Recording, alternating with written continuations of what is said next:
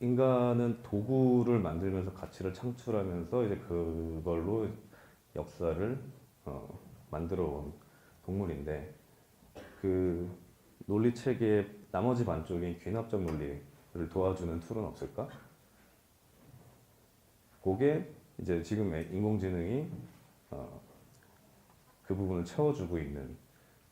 그러니까 어떻게 보면 되게 필연적이죠.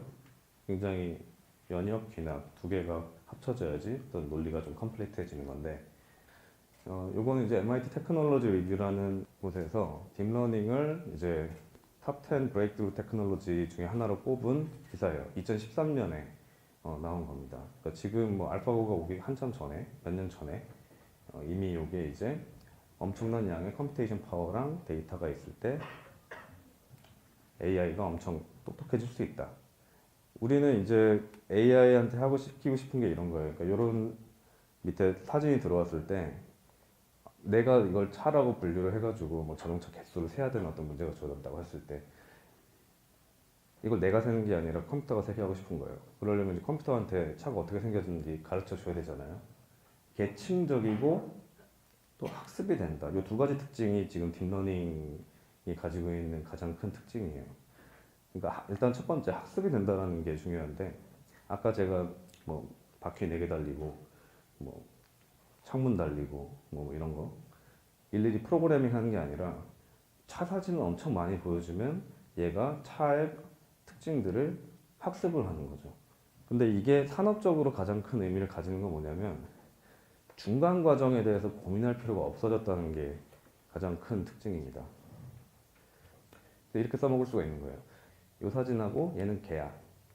뭐 딴 사진 넣고 뭐 얘는 고양이야. 뭐 이렇게만 열심히 이제 뭐 몇백만 장, 몇천만 장을 사진을 넣고 가르치면 뉴럴 네트워크가 처음 보는 인포메이션이 들어왔을 때 내가 요 사진은 한 70, 80% 정도로 개인 것 같아 라고 얘기를 해줄 수 있는 거죠. 그러니까 처음으로 우리는 이제 러직으로 프로그래밍해서 컴퓨터를 써먹는 게 아니라 이그젬플들을 많이 모아서 보여줘가지고 컴퓨터를 써먹을 수 있는 시대가 이제 온 거예요. 이제서야 AI가 이제 산업에 키워드를 달고 이제 커질 준비가 됐다.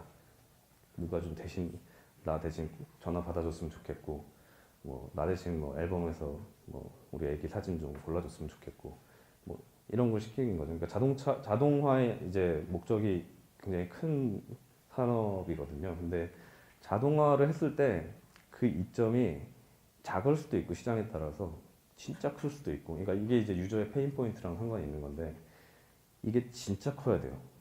혹은 자동화보다도 애초에 뭐 정보량이 너무 많아가지고 애초에 인간이 분석을 한 엄두를 못 냈던 그런 분야. 그러니까 뭐 학습을 할 데이터는 엄청 많이 있는데 이거를 인간이 분석을 해서 의미 있는 정보를 뭐 뽑아내는 것이 거의 불가능에 가까웠던. 하지만 그거를 만일 AI가 분석을 해낼 수 있다면 이건 완전 성배다. 데이터를 얼마나 확보를 할 수 있느냐, 우리가 AI 사업을 할 때. 그거 자신 없으면 사실 AI 사업을 안 하는 게 좋을 것 같아요. 왜냐하면 딥러닝이라는 기술 자체는 굉장히 보편화되고 있어요. 오픈 소스도 굉장히 많이 풀리고 논문도 다 계속 쏟아져 나오고, 그래서 이것저것 기본적인 시도들을 해볼 수 있고, 그래서 제한된 데이터에서 기술력으로 커버를 하는 싸움을 할 거냐, 혹은 기본적인 어떤 딥러닝 오픈소스로 구현된 걸 트라이를 하면서 나만이 보유할 수 있는 압도적인 데이터를 승부를 볼 거냐라고 했을 때 후자가 이길 확률이 높은 상황이 점점 돼가고 있는 것 같아요.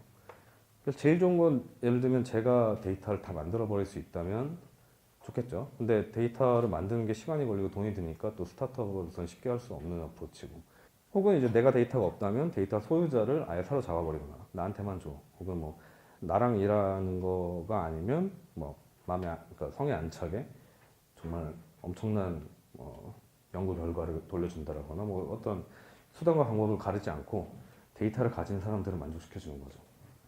그러니까 너무 AI가 다른 분야로 쉽게 넘어갈 수 있을 것 같다고 해서 그 유혹에 넘어가면 안 돼요. 제가 봤을 때는 일단 한 버티컬 잘 정하고 거기서 생존을 한 다음에 넓히는 게 맞는 것 같습니다. 그러니까 그렇게 이것저것 다 하고 일반적으로 뭘 하려고 그러면 사실 얘네랑 경쟁했을 때 살아남을 수가 없어요. 지금 막 미디어에 나오고 뭐 알파고 뭐 이렇게 많잖아요. 근데 이거 하는 사람 입장에서 봤을 때는 아직 뭐 제대로 게임이 시작된 것도 아니에요, 사실. 뭐 시장 차원에서도 그렇고 기술적 차원에서는 더 그래요. 그래서 아직도 테크니컬하게 수많은 업사이드 포텐셜이 있으니까 혹시 AI 리서처시라면 그리고 Artificial General Intelligence에 대한 본인의 독특한 솔루션을 가지고 있다라고 한다면 제발 넥스트 딥마인드가 되주셨으면 하는 그런 개인적인 바람이 있습니다. 저희는 이미 스타트를 했으니까 일단 생존부터 하고 예, 그 다음에 좀 생각을 해볼 이슈지만 앞으로 할 게 너무 많이 남았다. 예, 시장도 그렇고요.